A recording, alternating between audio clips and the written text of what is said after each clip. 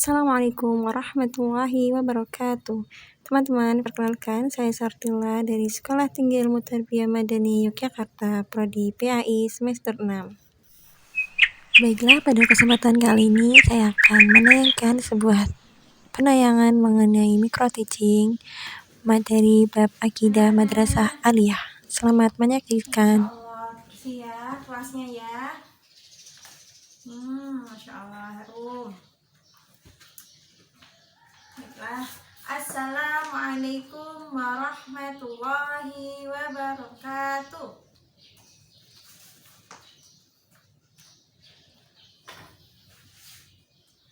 Anak-anak semuanya, bagaimana kabarnya? Alhamdulillah, baik semuanya ya. Oh ya, bagaimana? Oh, ada yang sakit? Siapa yang nggak datang? Oh ya, Ainun Hamidah yang nggak datang ya. Baiklah.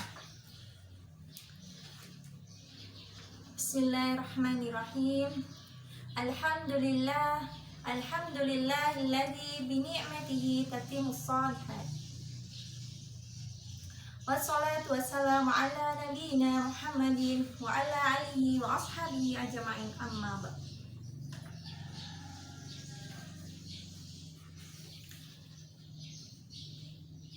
Rabbi shrah li sadri wa yassir li amri wahlul 'uqdatam min lisani yafqahu qawli. Baiklah anak-anak, untuk mengawali kegiatan pada pagi hari ini, marilah kita membaca basmalah bersama-sama agar Allah mempermudah pembelajaran pada kali ini dan mendapatkan ilmu yang berkah dan bermanfaat. Amin. Mari, bismillahirrahmanirrahim. Alhamdulillah ya, kita dapat bertemu pada kesempatan kali ini dalam keadaan sehat walafiat tanpa kekurangan suatu apapun. Baiklah, ibu absen terlebih dahulu ya. Oh ya, tadi Ainun Hamidah sakit ya. Ya. Bu panggil satu persatu ya. Oh ya, berhubung kali ini pembelajaran materi baru, ibu akan memberikan modul pembelajaran seperti sebelum-sebelumnya ya. Jadi kalian maju ke depan sesuai apa yang ibu panggil, absen satu persatu sambil mengambil modul pembelajaran. Ini kelas 1 Madrasah Aliyah ya, kelas MIPA. Oke. Ada 27 santriwati yang tidak masuk 1, Ainun Hamidah. Berarti ada 26 ya. Ibu panggil satu persatu ya. Baiklah, yang pertama.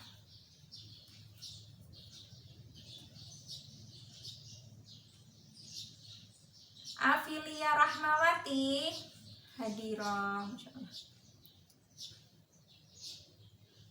Maju ya nak ya, ini modulnya. Diva Safitri, Diana Soleh Hati, mari. Oh ya, udah selesai ya anak-anak ya. Oh ya, untuk Ainun Hamidah berhubung tidak hadir, ketua kelas minta tolong ya, sampaikan ke Ainun Hamidah modulnya. Jangan lupa ya. Oh ya. Nah, udah menerima modul semuanya ya. Ini adalah modul pembelajaran akidah mengenai syirik. Ini adalah bab baru. Kemarin kita bahas tentang pentingnya tauhid. Sekarang kita bahas tentang syirik. Selanjutnya, ibu akan menyampaikan KD indikator pencapaian kompetensi dan tujuan pembelajaran pada kali ini. Nah, pembelajaran kali ini ibu menitik beratkan kepada pemahaman mengenai syirik secara detail, dari pengertian macam-macam syirik, dalil mengenai larangan syirik, bahayanya, dan cara menghindari syirik. Tulis ya.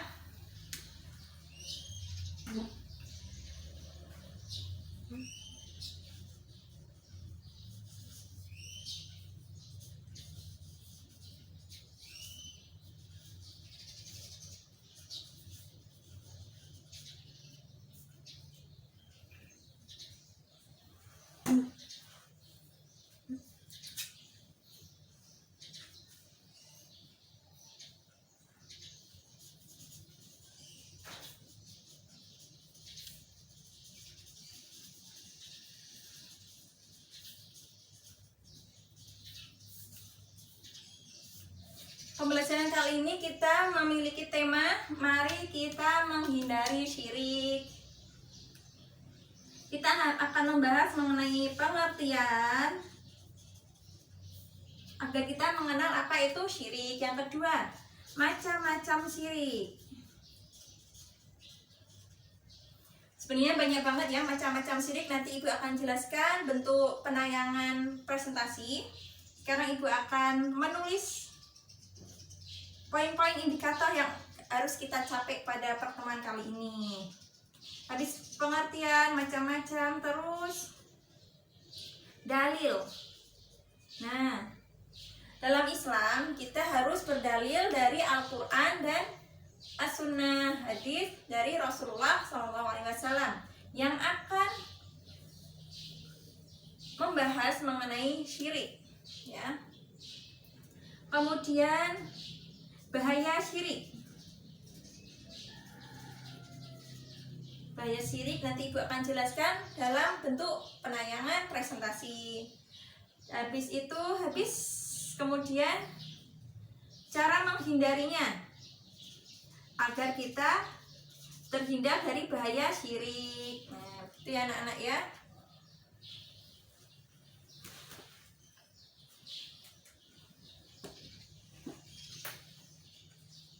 Tujuan pembelajaran kali ini agar kita semuanya dapat memahami lebih dalam mengenai bentuk-bentuk kesyirikan di sekitar kita dan sebisa mungkin kita untuk menghindarinya.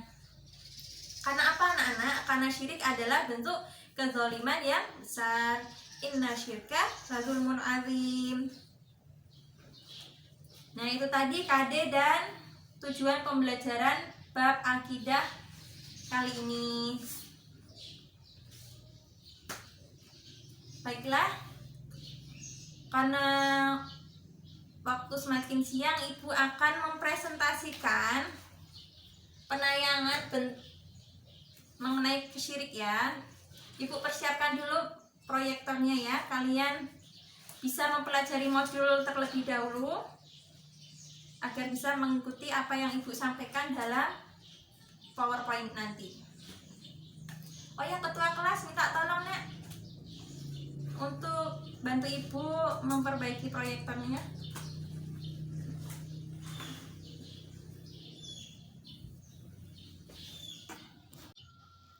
Alhamdulillah,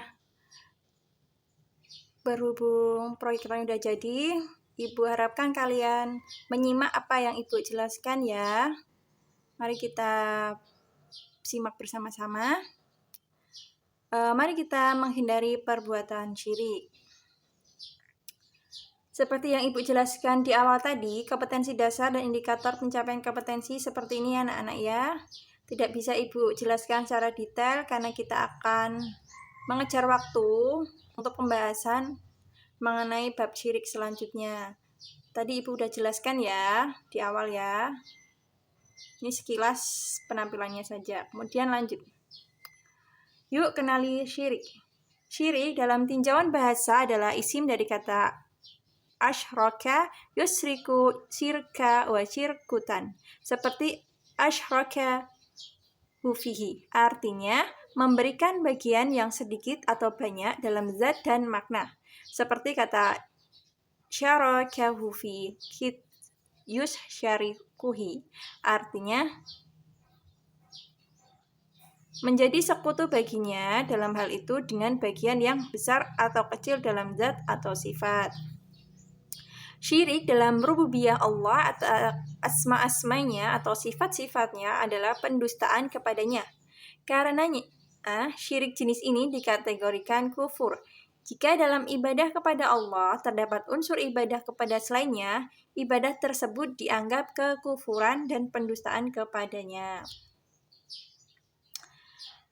Dalil-dalil yang berkaitan dengan syirik telah banyak di dalam Al-Quran maupun Al-Hadis ya anak-anak ya.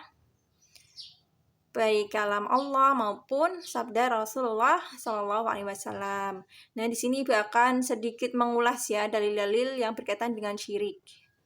Yang pertama itu Quran surat Al-Imran ayat 18. Allah berfirman yang artinya, Allah menyatakan bahwasanya tidak ada Tuhan melainkan Dia yang berhak disembah, yang menegakkan keadilan, para malaikat dan orang-orang yang berilmu. Juga menyatakan yang demikian itu tak ada Tuhan yang melainkan Dia yang berhak disembah, yang maha perkasa lagi maha bijaksana. Allah juga berfirman dalam Quran surat An-Nisa ayat 36 yang artinya, sembahlah Allah semata dan janganlah berbuat syirik kepada Allah dengan sesuatu apapun. Wa'budullaha wa la tusyriku bihi syai'a. Dalam sebuah hadis Rasulullah SAW, beliau pernah bersabda sebagai berikut, yang artinya, sesungguhnya yang paling aku takutkan atas kamu adalah syirik kecil. Sahabat bertanya, apakah syirik kecil itu ya Rasulullah? Beliau menjawab, riya. Hadis riwayat Ahmad. Kemudian Rasulullah bersabda lagi, yang artinya, barang siapa yang bersumpah dengan selain Allah, maka ia telah kafir atau syirik. Hadis riwayat Bukhari.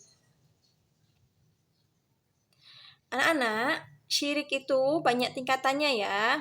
Nah, di sini Ibu akan mengklasifikasikan syirik agar kita mengenal lebih dalam apa itu syirik dan bagaimana kita terhindar dari perbuatan syirik. Dilihat dari sifat dan tingkatan sanksinya, syirik dapat dibagi menjadi dua, yaitu apa anak-anak? Ya, syirik besar atau asyirku al-akbar dan syirik kecil, asyirku al-asghar. Penjelasannya ada di modul yang kalian dapatkan itu ya anak-anak ya. Silakan kalian pelajari dengan seksama penjelasan mengenai syirik besar dan syirik kecil. Syirik yang terkait dengan kekhususan Allah Ta'ala. Yang pertama, syirik di dalam rububiyah. Artinya, meyakini bahwa selain Allah mampu menciptakan, memberi rizki, menghidupkan, atau mematikan, dan lainnya dari sifat-sifat rububiyah Allah. Kedua, syirik di dalam uluhiyah, yaitu meyakini bahwa selain Allah bisa memberikan mudarat atau manfaat, memberikan syafaat tanpa izin Allah, dan lainnya yang termasuk sifat-sifat uluhiyah Allah. Tiga, syirik di dalam asma wa sifat, yaitu seorang meyakini bahwa sebagian makhluk Allah memiliki sifat-sifat khusus yang Allah Ta'ala miliki, seperti mengetahui perkara gaib dan sifat-sifat lainnya yang merupakan kekhususan Rabb kita, yaitu Rabbul Alamin yang maha suci. Kemudian syirik menurut kadarnya itu yang pertama syirik akbar, yaitu besar ya, yaitu syirik dalam keyakinan, dan hal ini mengeluarkan pelakunya dari agama Islam. Seperti apa? Syirik akbar itu yang pertama syirik dalam berdoa, yang kedua syirik dalam niat, kehendak, dan maksud, yang ketiga syirik dalam ketaatan, yang keempat syirik dalam kecintaan. Semua itu adalah bentuk syirik akbar, karena seharusnya berdoa, niat, kehendak, maksud, dan ketaatan maupun kecintaan hanya untuk Allah, Rabb alam semesta, nggak boleh ditujukan kepada selain Allah. Kemudian yang kedua syirik asghar atau syirik kecil, yaitu contohnya riya. Hal ini tidak mengeluarkan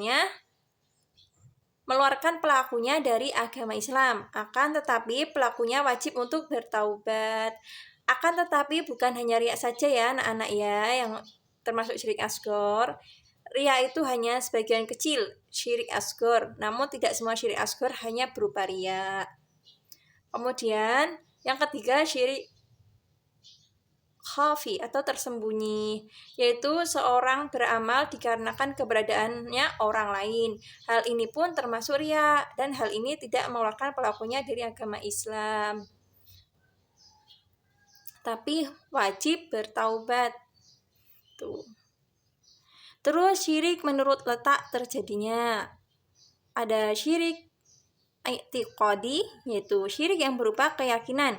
Misalnya, meyakini bahwa Allah SWT yang telah menciptakan kita dan memberi rezeki pada kita. Namun, di sisi lain juga percaya bahwa dukun bisa mengubah takdir yang digariskan kepada kita. Hal ini termasuk syirik akbar yang mengeluarkan pelakunya dari Islam. Kemudian, syirik amali, yaitu setiap amalan fisik yang dinilai oleh syariat Islam sebagai sebuah kesyirikan, seperti menyembelih untuk selain Allah dan bernazar untuk selain Allah dan lainnya. Kemudian syirik lafzi, yaitu setiap lafaz yang dihukumi oleh syariat Islam sebagai sebuah kesyirikan, seperti bersumpah dengan selain nama Allah. Ini sering kita dengar ya. Bahkan mungkin lisan kita pernah mengucapkan hal seperti ini. Contoh ya, tidak ada bagiku kecuali Allah dan engkau. Nah, di sini ada lafal, kata-kata kecuali Allah dan engkau nih. Kata-kata dan di sini menyamakan bahwa Allah dan kamu itu sama gitu. Dan yang kedua, aku bertawakal kepadamu. Tuh, itu salah ya, sebenarnya nggak boleh. Kalau bukan karena Allah dan si fulan, maka akan begini dan begitu. Dan lafal-lafal lainnya yang mengandung unsur kesyirikan. Bisa dipahami anak-anak ya. Kemudian, apa bahaya kesyirikan itu anak-anak? Akibat negatif perbuatan syirik. Di sini Ibu akan menjabarkan sedikit ya. Sebenarnya itu banyak banget bahaya-bahaya kesyirikan ya. Tapi di sini Ibu akan mengulas sedikit ya mengenai akibat perbuatan syirik. Yang pertama, akibat yang ditimbulkan dari perbuatan syirik yaitu amalan soleh yang sudah dikerjakan oleh orang-orang yang berbuat syirik akan lenyap dan sia-sia. Yang kedua, orang-orang musyrik benar-benar melakukan kezaliman yang besar. Karena syirik adalah bentuk kezaliman yang sangat besar. Kemudian, tidak dapat menerima kebenaran, selalu dalam keadaan bimbang dan ragu. Terus kesenangan yang diperoleh bersifat sementara. Terus nilai orang-orang kafir adalah seburuk-buruk makhluk. Orang yang berbuat syirik menjadi musuh Allah dan akan masuk ke dalam neraka jahanam.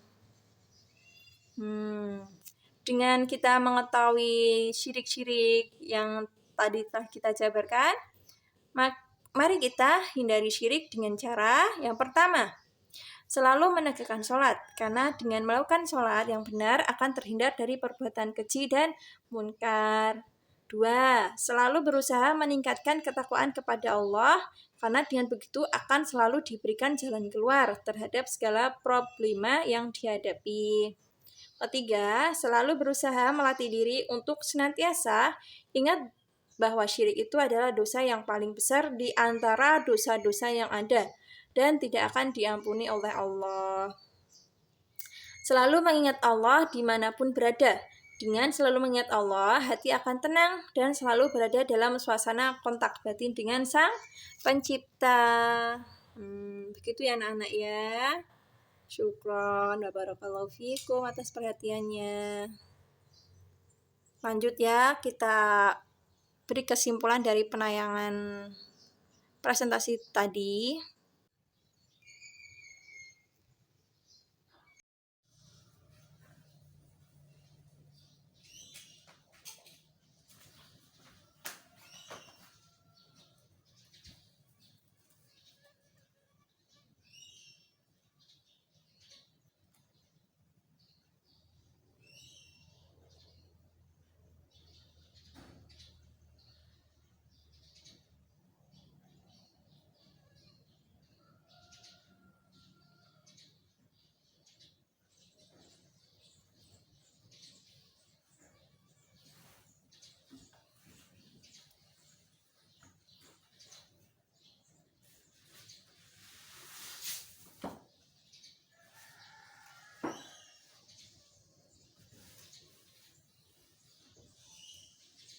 itu tadi penayangan presentasi mengenai bab syirik. Selanjutnya Ibu tanya kepada kalian semuanya, apa itu syirik? Coba angkat tangan siapa yang bisa menjawab pertanyaan Ibu ini. Pengertian syirik dari penayangan tadi, siapa yang bisa memahaminya tanpa membuka modul? Oh iya, siapa? Safira, silahkan nak. Ya benar, Masya Allah ya. Penjelasan dari Safira benar ya. Syirik adalah menyamakan di sini adalah menyamakan antara selain Allah dengan Allah Ta'ala dalam perkara yang termasuk kategori kekhususan yang hanya dimiliki oleh Allah Ta'ala. Seperti apa? Yang pertama, hak rububiyah, yaitu mencipta, mengatur alam, menguasainya, mengabulkan doa, dan lain-lainnya.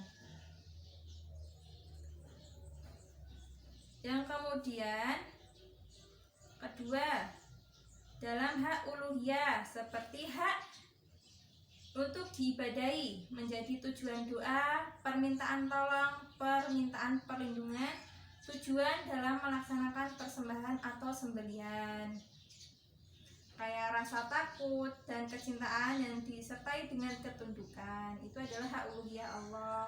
Kemudian hak atas nama-nama dan sifat-sifat Allah, yaitu Ar-Rabb, yaitu Ar-Rahman, yang memiliki sifat mengetahui yang gaib. Allah yang maha mendengar, maha melihat, maha mengetahui, dan tidak ada sesuatu pun yang menyamainya. Jadi kesyirikan itu bisa terjadi dalam hal rububiyah, uluhiyah maupun nama sifat ya, asma wa sifat. Nah, dari penjelasan ini tadi semuanya udah paham ya?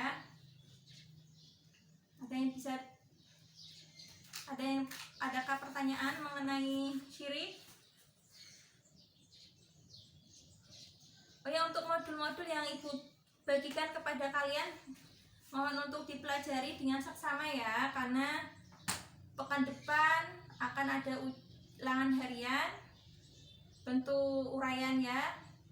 Jadi kalian harus menghafal apa yang ada di modul, memahaminya, dan diingat jawabannya nanti di ujian ulangan harian nanti. Nanti ada 5 soal. Ya, tugas selanjutnya kalian bentuk kelompok lagi ya. Karena ada 27 santri, kalian bentuk menjadi 4 kelompok saja, 4 kelompok. Nanti ada yang 6, 4 kelompok ya, jadi 77, ada yang 6. Tugasnya yaitu mendiskusikan suatu permasalahan yang ada di lingkungan sekitar kita yang berkaitan dengan syirik.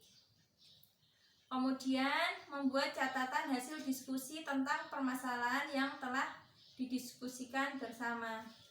Setelah itu nanti kesempatan lainnya, nanti kalian presentasi mengenai diskusi kalian dan maju ke depan satu persatu sesuai kelompoknya. Kemudian yang lainnya menanggapi ya, karena berhubung pertemuan ini ada 3 kali pertemuan, yang dimana pertemuan ketiga nanti ada ulangan harian, dan pertemuan besok kita presentasi tugas kelompok ya anak-anak ya. Nanti ketua kelas membagi kelompoknya ya, silahkan bisa kalian bentuk sesuai absen ataupun mengurutkan satu persatu.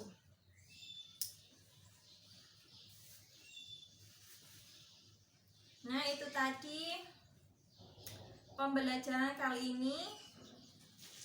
Mohon maaf jika ada kesalahan kata maupun ucapan. Ibu ucapkan jazakumullah khairan wa barakallahu fikum atas perhatiannya. Wassalamualaikum warahmatullahi wabarakatuh.